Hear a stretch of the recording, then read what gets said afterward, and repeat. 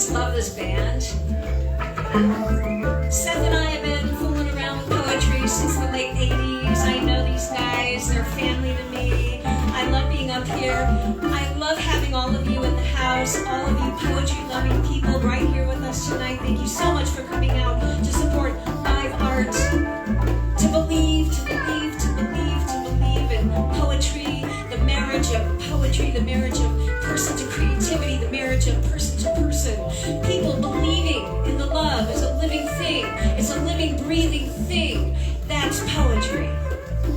Love is poetry. Marriage is poetry. Dharma is poetry. Right work is poetry. So I was going to be featuring in a festival a few years back in Salida, which is where I'm moving to actually at the end of this week. Salida, Colorado. I'm going to Salida for love.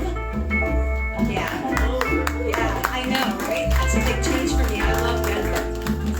But anyway, we were doing a festival there years back, and I wanted to write a poem for it, and I was working so hard, and I was so frustrated because I wasn't finding time to write. So I said, okay, listen, you're a meditator, you're a yogi. Just meditate and see what happens. So I did. I came home from work on a Friday night and I just did a deep meditation. And when I came out of that, I wrote this poem. And I hadn't even thought about the tie wire artist, Philippe Petit, who crossed New York's Twin Towers on a tie wire in 1974. I hadn't even thought about him in years. But I was a schoolgirl when that happened, and I saw it on TV. And that day, all those decades later, when I felt blocked to write, I wrote this poem out of a meditation. And I dedicate this to all the artists in the entire universe that have the courage it takes to not only make the work, but to share it. This is called Typewriter.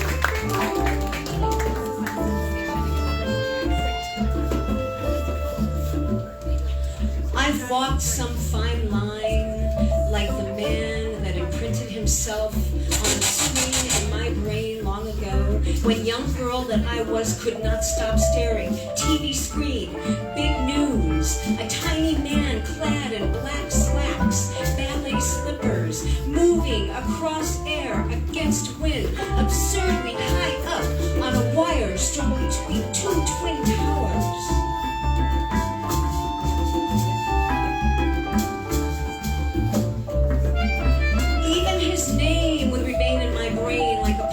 Recited again and again, and so simply, Philippe Petit must have been quite acutely aware of one hard crash. Velocity, gravity, asphalt, mistakes one can never take back. Not holding the breath and not breathing too big, just aware of the place where a body decides to stay safe, even though it could flatten, set soul wild and free.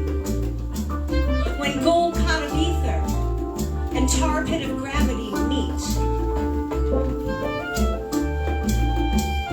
I believe Monsieur Philippe Petit may have sprinkled his balancing pole with a weightlessness, poetry dust, just before he broke civic law, tower to tower.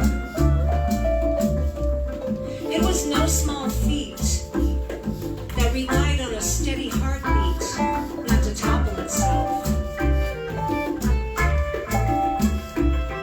There's a poetry walking the tight wire.